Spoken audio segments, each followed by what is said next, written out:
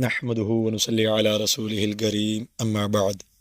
محترم سامعین، حضرات صحابہ کرام رضوان اللہ تعالی علیہم اجمعین ہمارے مقتدیٰ ہیں، ہمارے رہنما ہیں، ہمارے پیشوا ہیں۔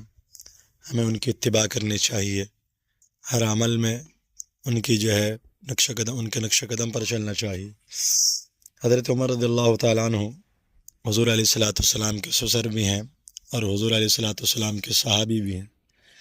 ان کا واقعہ کتابوں میں لکھا ہے کہ حضرت ایاس بن سلمہ رحمۃ اللہ علیہ اپنے والد حضرت سلمہ رحمۃ اللہ تعالیٰ علیہ سے نقل کرتے ہیں کہ انہوں نے کہا، ایک مرتبہ حضرت عمر بن خطاب رضی اللہ تعالیٰ عنہ بازار سے گزرے، ان کے ہاتھ میں کوڑا بھی تھا۔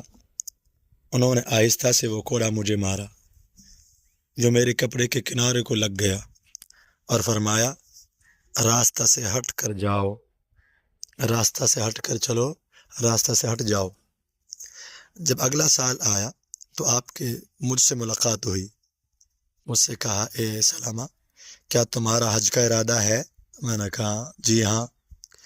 پھر حضرت عمر رضی اللہ تعالیٰ عنہ میرا ہاتھ پکڑ کر اپنے گھر لے گئے اور مجھے 600 درہم دیے اور کہا، انہیں اپنے سفر حج میں کام میں لے آنا، اور یہ اس ہلکے سے کوڑے کے بدلہ میں ہے جو میں نے تم کو مارا تھا۔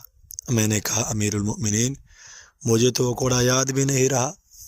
فرمایا، لیکن میں تو اسے نہیں بھولا، یعنی میں نے مار تو دیا لیکن سارا سال وہ مجھے بات یاد رہی۔ یہ صحابی کا تقویٰ تھا، ڈر اور خوف اللہ تعالیٰ کی ذات سے، کہ کسی کو کوڑا لگایا تو حضرت نے 600 درہم دے دیے بدلے میں، کہیں اللہ تعالیٰ کے ہاں جا کر پکڑ نہ ہو جائے۔ اسی طرح ہمارے اکابرین اور بزرگوں میں سے ہمارے بہت بڑے بزرگ گزرے ہیں۔ حکیم الامت، مجدد الملت حضرت مولانا اشرف علی تھانوی رحمۃ اللہ تعالیٰ علیہ، حضرت کے سفر پر تشریف لے گئے، واپسی تھانہ بھون سہارنپور آ رہے تھے تو ایک عقیدت مند نے حضرت کو دیکھا اور دیکھ کر حضرت کو گنے کی ایک گٹھڑی ہدیتاً دے دی اور کہا کہ حضرت یہ آپ اسے گھر لے جائیں۔ حضرت کے ساتھ خادم تھا، حضرت نے فرمایا کہ اس کا وزن کرواؤ۔ یہ انگریز کے دور کی بات ہے، کس گٹھڑی کا وزن کرواؤ، اگر تو سرکاری طور پر اس کا کرایہ بنتا ہے تو ہم اس کا ٹکٹ لے کر اس کا کرایہ ادا کریں گے۔ تو جب وہاں پر لے گئے خادم کے پاس، خادم اس وزن کرانے کے لیے لے گئے تو وہ بھی حضرت کو جانتا تھا، وزن کرنے والا بھی۔ اس نے کہا، حضرت کوئی بات نہیں، آپ نے سہارنپور جانا ہے، میں نے مظفر نگر جانا ہے، لہٰذا مظفر نگر تک میں بندوبست کر دوں گا، آپ سے کوئی پوچھے گا نہیں، آپ سے کوئی کرایہ نہیں لے گا۔ حضرت نے فرمایا، بھی میں نے تو آگے جانا ہے۔